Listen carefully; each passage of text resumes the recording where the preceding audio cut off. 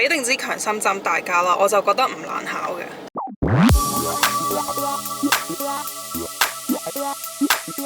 Hello， 大家好，我係思琪。咁呢，終於見到呢架車入邊淨得我一個人，代表啲咩？代表我已經成功考到我嘅 G2 啦。今日出去買啲嘢係貨整貓先食啦，咁就順便同大家分享下呢我呢一個 G2 嘅一 Take Pass 考試經歷。咁包括有啲 tips 啦，同埋啲考試嗰啲狀況啊，成個流程啊，同埋我係點樣去成個過程，我係點樣去考到呢一個 G2。可以同大家講我個 background 先，我係喺香港係完全冇揸車經驗嘅，我係真係完全嚟到呢一度先至第一次真係揸車學車。俾定支強心針大家啦，我就覺得唔難考嘅。G2 簡啲嚟講呢，你考到 G2 你已經可以去唔同嘅路，去唔同地方，自己一個人幾時揸都得。只係我仲未揾師傅真係教我上 highway， 我就自己唔夠膽上住。好，咁我就一邊揸一邊講啦。由我考 G1 之後成個 process 開始講起啦。如果你想知關於 G1 嘅話呢，你可以睇我 Facebook page， 我有一篇文係講到我嗰陣時考 G1 嘅一啲注意事項嗰啲嘅。嗰陣時考完 G1 之後啦，咁其實我就已經即刻去揾咗啲駕駛學校去報噶啦。因為如果你揾駕駛學校報嘅話呢，係可以早4個月去考嘅。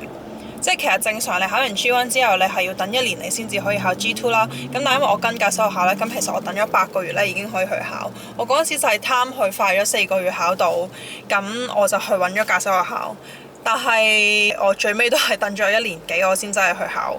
咁我總之就係揾咗一間駕駛學校啦，我就唔介紹大家啦，因為我唔覺得有特別好嗰間學校。我就一開始呢，就上咗一堂先嘅，咁一堂就2個鐘咁樣上啦。我一開始就上咗1堂，就諗住去熟下個手感先。咁然之後我就又係再隔咗一段時間先去學嘅。咁點解要隔一段時間先去學呢？純粹就係嗰陣時懶啫，其實就冇特別原因嘅。純粹就因為嗰陣時學完一堂覺得拖陣先啦，橫掂要等成8個月先考，咁啊一直喺度拖啦。我嗰陣時中間有段時間呢，係同啲 friend 去咗 road trip 呢，我係借咗我個 friend 架車嚟揸咗。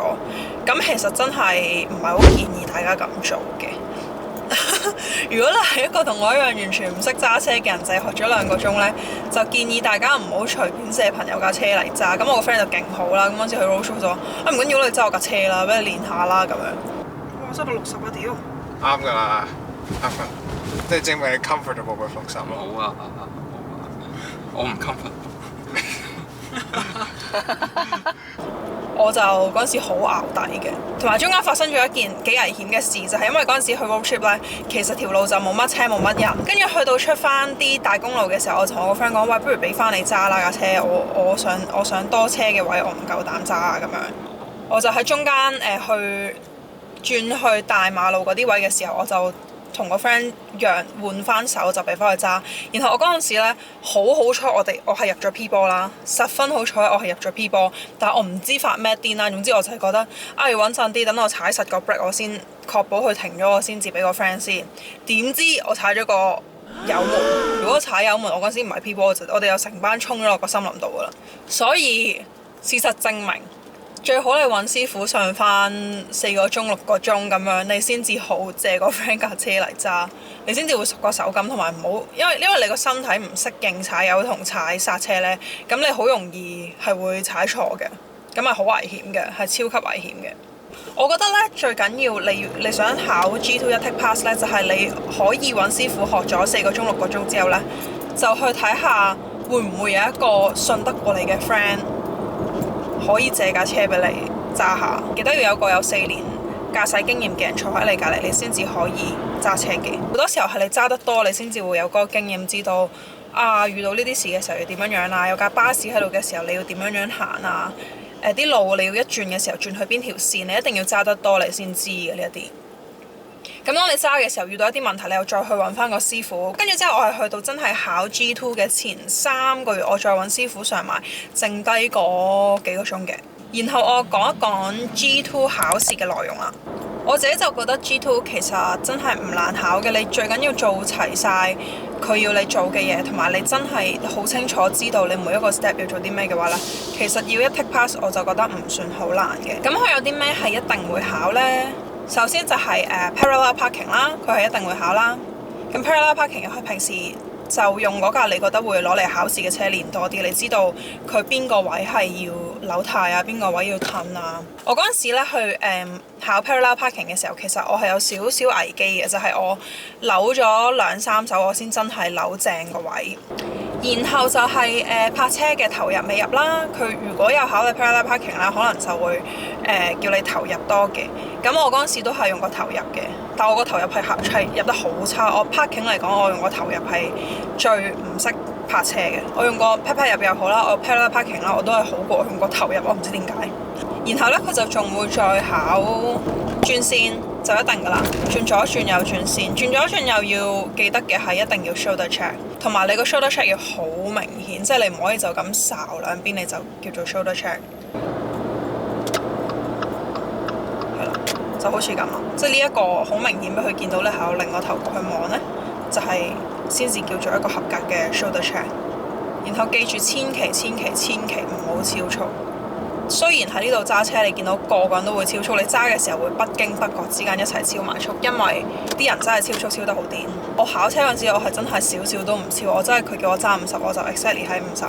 我覺得考車嗰陣時睇個超唔超速係最麻煩嘅，因為如果你唔夠嗰個咧，佢都可以話你係阻礙妨礙交通。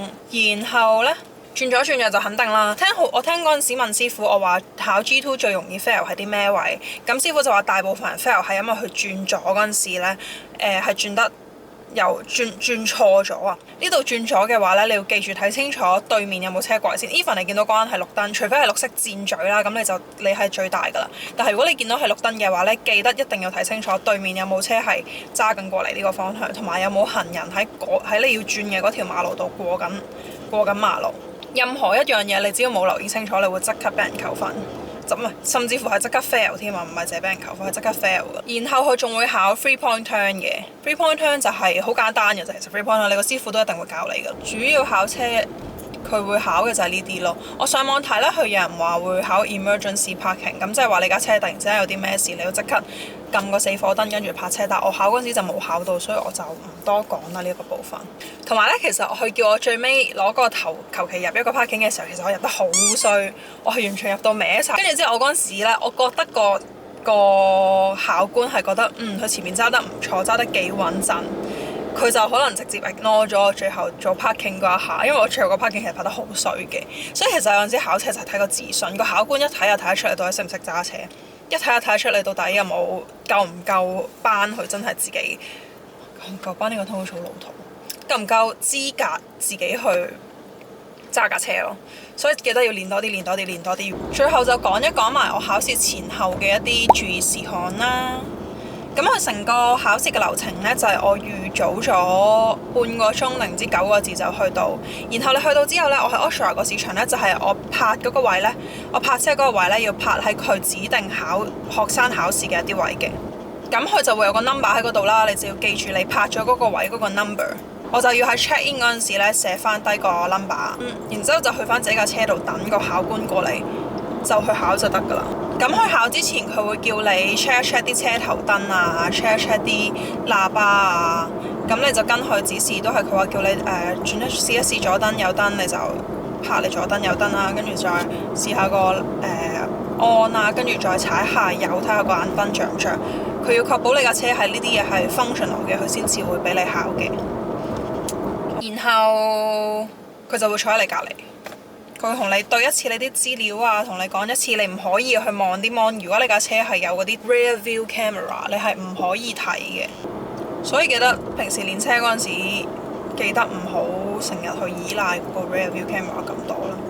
咁當然你之後自己買車就你中意點睇都冇所謂。同埋我覺得其實 rear view camera 係容易啲睇，安全啲，安全過你就咁望嚟。然後考完之後當刻你就會知道你到底係fail 咗定係 pass 咗？